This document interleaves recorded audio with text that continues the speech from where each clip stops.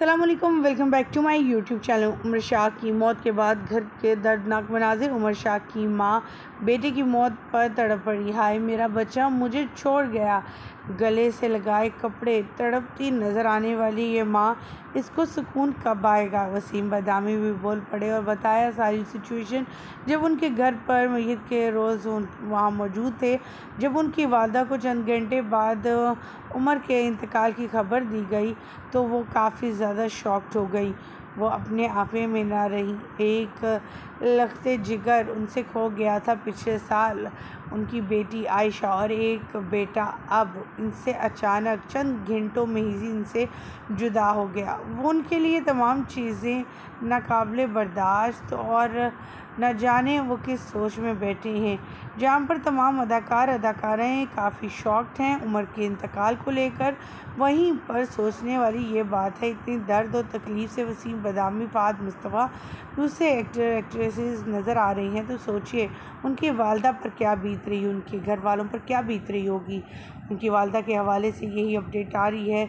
वो काफ़ी ज़्यादा क्रिटिकल कंडीशन में है, उन्हें हॉस्पिटलाइज भी किया गया है।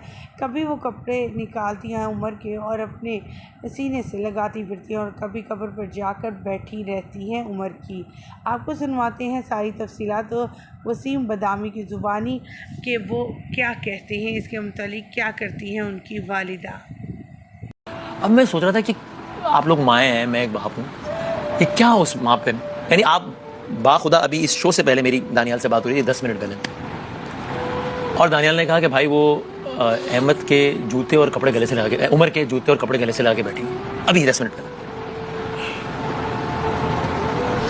बहुत मुश्किल है एक माँ के लिए, बहुत मुश्किल है। मैं कहती हूँ असल में मैं कहता हूँ कि हम लोग, मतलब मैं कहता हूँ अल्लाह, यानी अल्लाह करे अल्लाह दुख हम सब में थोड़ा थोड़ा बांट दे, लेकिन उस माँ को सब्र दे दे। सब्र देते बिल्कुल, बहुत मुश्किल है ना, मतलब ये वो तो हमारा तो बेटा नहीं है, तो हम सब शॉक में थे कि हम इतने दुख में थे, ट्रॉमा में थे लोग।